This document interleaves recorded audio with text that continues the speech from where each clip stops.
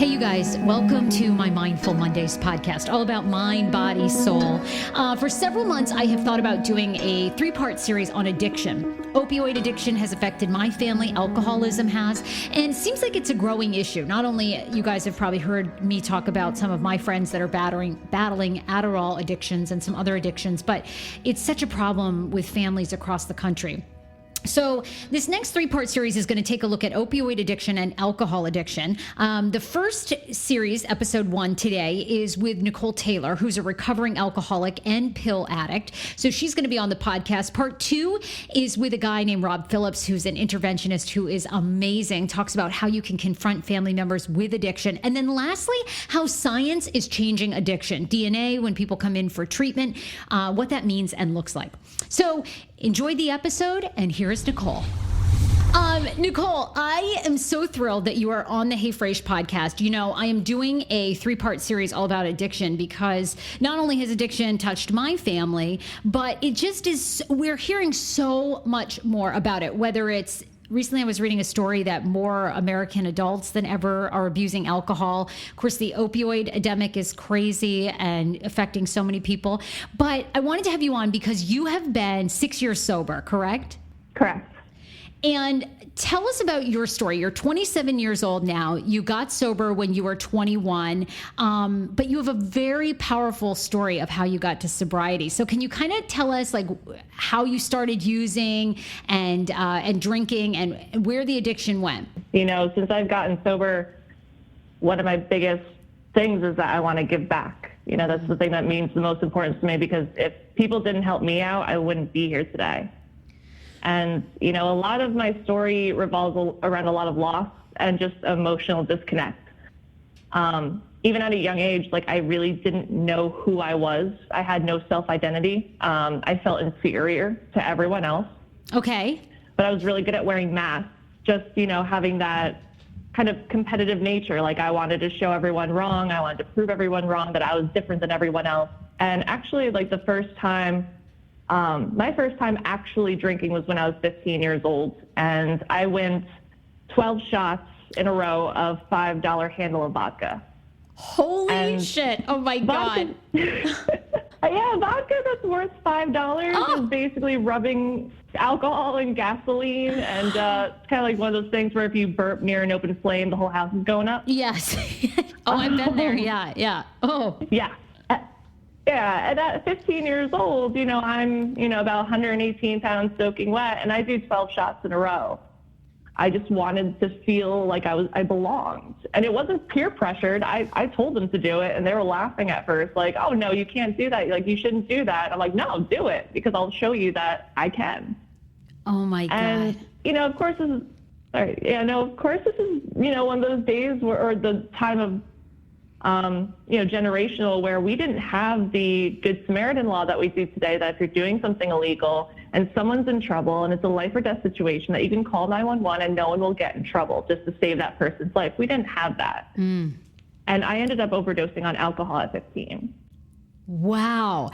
And, you know, you and I had talked before, you know, we did this interview, and you had said, like you'd said, that even though your friends knew that was just such a dangerous situation, what happened, but right after that, it didn't even register, right, for you? No, not at all. And that was the most insane part. I mean, I remember kind of being in and out of a blackout. You know, I would hear them say, like, should we call 911? Is she breathing? Nikki, please drink this. And I'm hearing this in and out, and then I just remembered nothing. I just went into complete darkness. And I woke up, you know, half clothed, of course, because apparently I vomited everywhere, all over myself. I was on my stomach because I was consistently vomiting. I was on garbage bags and towels and blankets, and I walked downstairs. I fell down a flight of stairs looking for my phone. I was coming back up. I fell up a flight of stairs, coming back upstairs. Wow. And so now kind of fast forward for us. Obviously, after that experience, what did your parents say or do? And then, of course, we know that your story, you continued to drink after that for a while, but what did your parents say? My parents My parents are very loving. There's this huge stigma out there that you have to be raised in an abusive household, or drugs or alcohol are constantly around you, or your parents are neglectful for you to become an addict alcoholic. And that stigma, like I'm a walking proof that that's not exactly true all the time. Yeah. My parents were extremely loving, extremely supportive. But my mom also knew a lot about addiction and alcoholism. She's actually been working at the rehab that I work at for the last 25 years. Wow. So I was technically brought up in a rehab. No, it's so true. It's so true. And I've been very open, and my brother has been on this podcast too, and he's 7 years sober through AA in the program. And same thing, we had a great childhood. Our dad did pass away when we were in high school, and that really had such a big emotional effect on us. But neither one of our parents ever drank or used drugs in front. We never grew up around that. So there is that stigma, and the reality is it's happening to men, women, kids, people from all different backgrounds are getting addicted to opioids or having an issue with alcohol. So take us through the next couple of years post, you're 15, you graduate from high school, you go on. Take us through those years of what your addiction looked like. Yeah, no, I was really good at hiding my addiction. That was the one thing. I never wanted to disappoint my parents. Mm-hmm. And, deep down, I really knew that what I was doing wasn't right, or at least not normal. And I had to really find ways around, not drinking. Like, my parents were aware that maybe, like, if I had a beer at home, at my high school graduation, like, afterwards, like, they were happy that I was home. I wasn't driving. They knew I was safe. Like, they didn't see it as a problem, because the way I would portray myself in front of them was that there was no problem. I was innocently, testing the waters. And, when I graduated high school, I really felt like New Jersey was the problem, because a lot of situations were happening. My junior year of high school, I was at my first high school party, and I blacked out, and I actually was sexually assaulted at the party. My senior year, I was dating someone who was extremely abusive. And all of these emotional turmoils were happening to me at such a young age that I thought it was New Jersey was the problem. Wow. So I decided to go to college in Boston. Okay. I decided to go 4.5 hours up north. And of course, I'm Irish and Italian too. So, what better Irish alcoholic should go to Boston? That was smart planning on me. Yep. I got into Suffolk University in Boston, Massachusetts, okay. And I was going for a clinical psychology and a minor in criminal justice. And my freshman year, I moved in, and I was just getting adjusted. And again, I had to start over with that whole wearing a mask, acting like I was comfortable. But in reality, I was, 4.5 hours from home, very uncomfortable. And so I got alcohol. And at the time, my relationship was with someone I was in. They were actually 21 at the time. They were going to school in Northeastern, so they were able to provide me my alcohol that I needed. And within my first year at Suffolk, I got caught 5 times with alcohol in my room. It was just, I was very close to failing out of school my first semester, just because of how I was acting outside of class. So did you get through college? What ended up happening there? Then my junior year, I said, the dorm's not for me. I'm going to go off campus. And I got a apartment with 4 other girls in East Boston. And this was a time where we were all now in, 20, 21 years old. We were right next door to a liquor store. All my friends that I was living with were all partiers. And I was far enough away from classes where in my head, if it was too cold or if I was too hungover or not feeling well, I didn't have to go to class. I would make up some excuse. I would email my teachers at 5 a.m. when I was going to bed saying, oh, I've been up all night throwing up. I really don't feel well. I would go to the urgent care that was right next to my apartment, and I would, at an in-and-out urgent care, they really don't ask too many questions. Okay. So they would just be like, oh, okay, like that sounds horrible. It sounds like you have this, this, and this, prescribe you some stuff, and then send me on my way with a note saying, yes, she's very sick. This may be a possibility. She may be anemic. She may be this. And now I'm getting prescribed prescription pills on top of it to fix whatever the problem they think it is, where it's just continuing the cycle of my addiction. So tell us about what your turning point was, because you had said to me that you actually had detoxed 3 times before you really got sober, correct? Correct. Honestly, my junior year of college was my biggest downfall. It was a year and a half from the time my junior year started when I moved into my apartment until I got sober. It was just a year and a half of complete pain and misery. At this point, I got into a minor car crash, actually moving into my apartment. And I played it up because I wanted the pills that came along with it. And I was prescribed, different pain medications. And again, it was through an urgent care. And I started learning the system of how to manipulate, hospitals and doctors and just getting those prescriptions. Honestly, like for me, my drug dealer was doctors for a while. Wow. Yeah, that's crazy. Mixed with the alcohol. By the time my junior year came around, I was 20 years old. I was 120 pounds. And I was able to drink almost a half a handle of 151 by myself. Wow. Like that was my tolerance. I really don't know how I was able to keep that up and not die. My biggest turning point was I started dating someone this summer going into my junior year, and he was in recovery. He was a recovering heroin addict. He was right out of rehab, and he was going away to a halfway house. And, we knew each other through mutual friends. And he lived a little bit farther south than me. He lived near the shore. And so when we got in touch, I said, well, I'm going back to Boston. And we exchanged numbers. And we started dating, just talking every once in a while. Like he was in a halfway house. He was calling me like every single day just to check in, see how things were going. And then about 3 months down the road, he actually got kicked out of the halfway house for taking one Oxycontin pill when he was on a weekend pass. So he actually ended up saying like, I want to come visit you. I was like, that's wonderful. Come visit me. That's great. And he came right like the next day, got a bus ticket. He shot up to Boston. He stayed with me for almost 2 months. He came up to stay with me. And at this time, I had no idea the differences or the similarities between addicts and alcoholics. I thought an alcoholic was alcohol, an addict was drugs. Like I didn't understand that there was actually a blend between the two. So I'm thinking, hey, he's a heroin addict, but he can still drink with me because that's all I cared about. I enabled his drinking because I wanted a drinking buddy. Wow. And, after he was there for 2 months, we returned to New Jersey for Thanksgiving, and he found out he had a warrant out for his arrest. And he turned himself in and was incarcerated for 8 months in Toms River Jail. And in that 8 months, I just had a complete spiral. I lost my moral compass. Mm-hmm. I lost someone that could identify with me, who I loved, and I wanted to, start my life with this person. And, and it was just in the midst of the chaos of everything, the stress of school and working and friendships and dealing with the police and the fights and, going in and out of the hospital and stuff. I actually had this very short aha moment.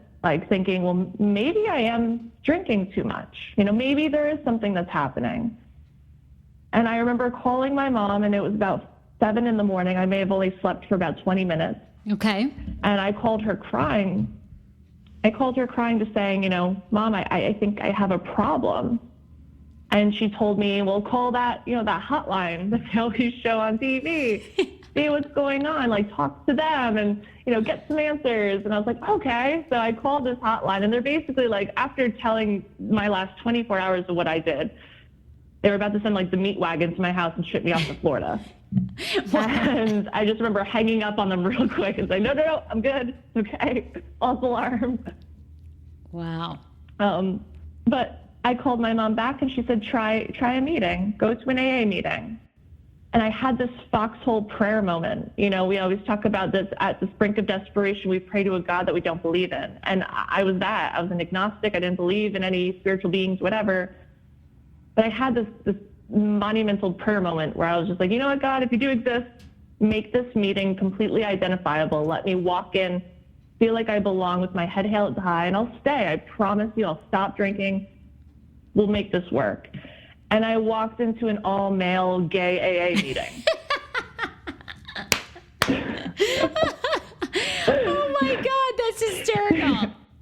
Needless to say, I took that as a sign from God that I wasn't an alcoholic just yet. What? And then tell us what that moment was that it did stick, that things started to change. Basically what happened was my mom had this idea that maybe it was school. Maybe it was me being away from home and, Kyle being in jail and all of these things that all of these stressors that are causing this, So she said, why don't you take a break from school and just come home, take a semester off. And I was like, you know what, that sounds actually like a good idea.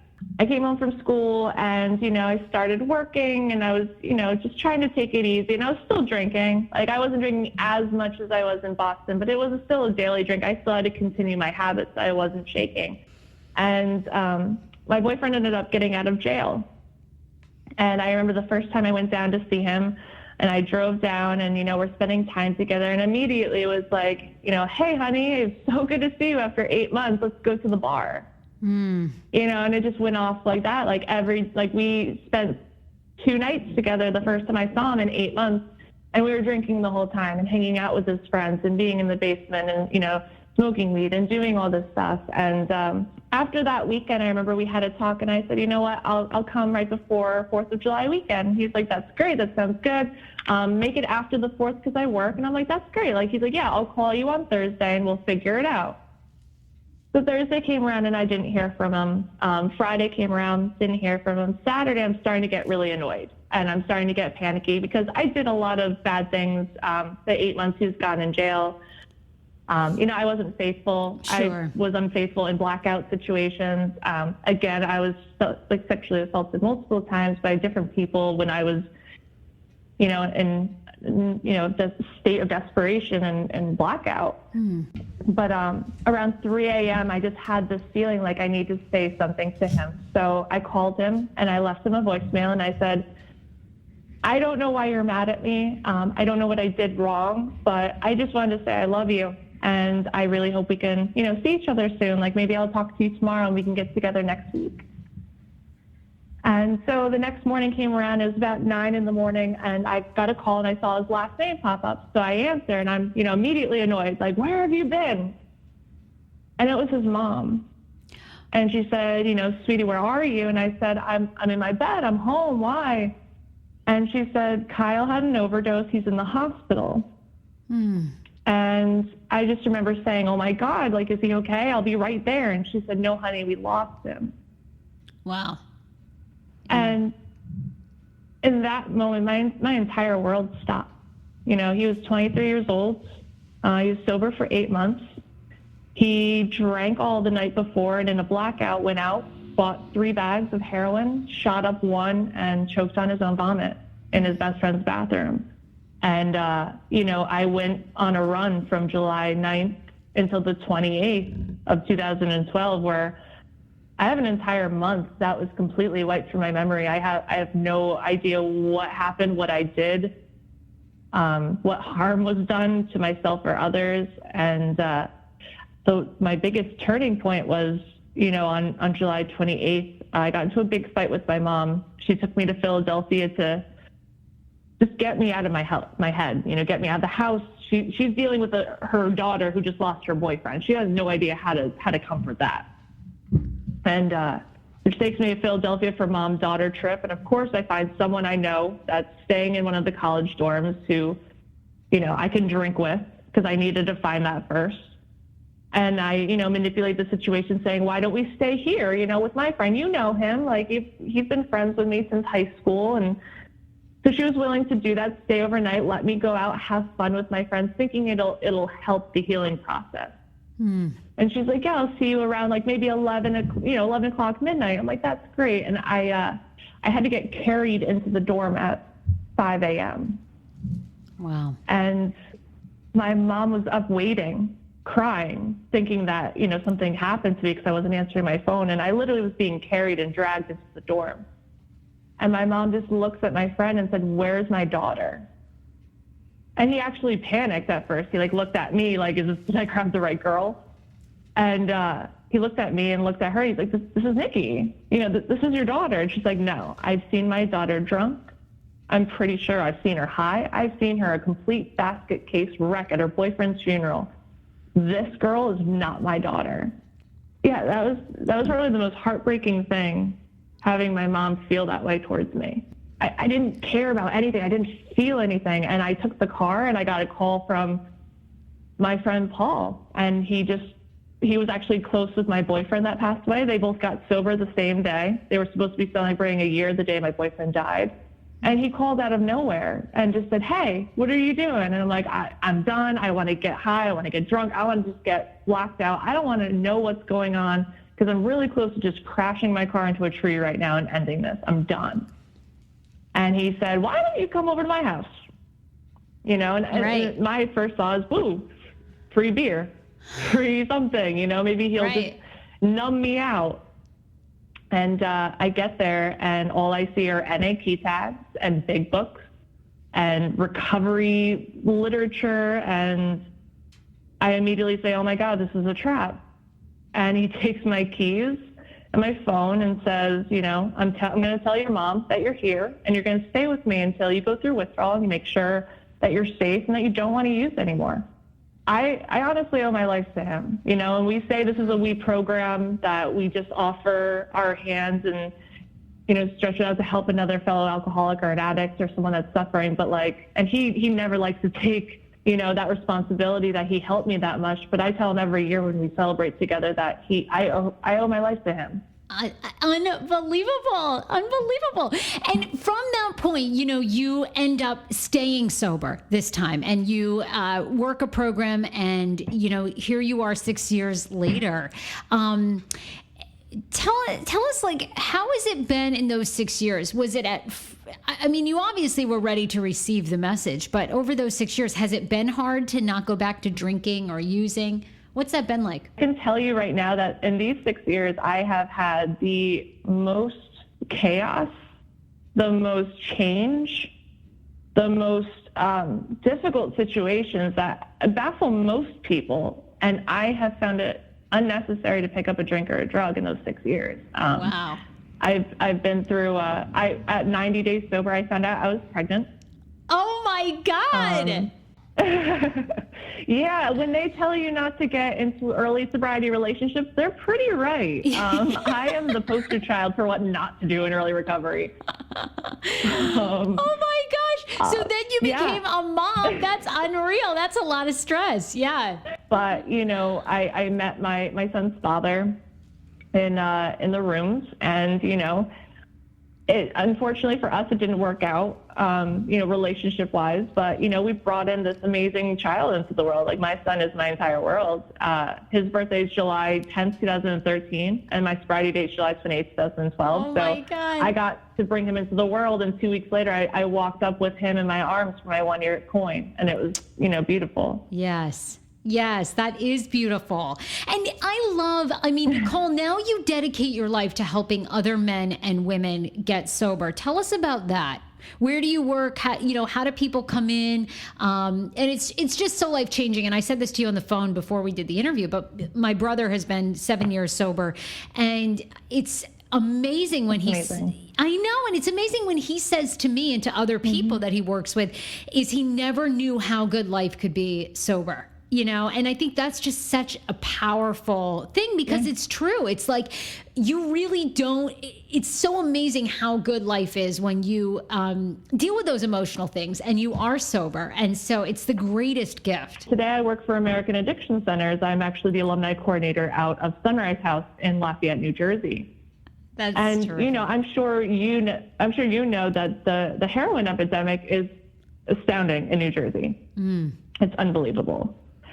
And, you know, I have this great honor to take so many men and women, you know, that take their hands after they leave our program and be able to say, here's what the gifts of recovery gave me, and this is what they can give you too. Like, I get to run groups with them while they're inpatient, you know, and just doing basic recovery tools, showing that recovery is fun and you don't need a drink or a drug in your system just to have fun and enjoy life and not wanting to die when your time's not ready yet. Like, that's an amazing feat in itself when you have that hope and that spark and you see it in their eyes.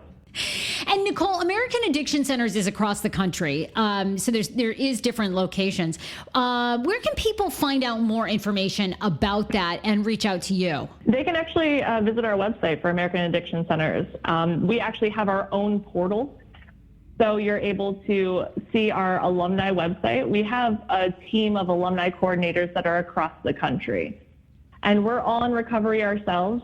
We're available I'm available 24/7. Okay. So if they want to get into more information for our alumni, they can visit aacalumni.com. Nicole, that is terrific. Thank you so much for being on this podcast and sharing your incredible and inspiring story. And just amazing to hear you're sober and, all the great work that you do. So thank you. Thank you, Sarah, so much for having me. It's always a pleasure to talk about this. You guys, thank you so much for listening. I hope you are enjoying. This was part 1. It's a 3-part series looking at addiction. Next week will be the intervention. And then the third week, we'll be talking about the science that is helping addicts, including DNA, which is pretty fascinating.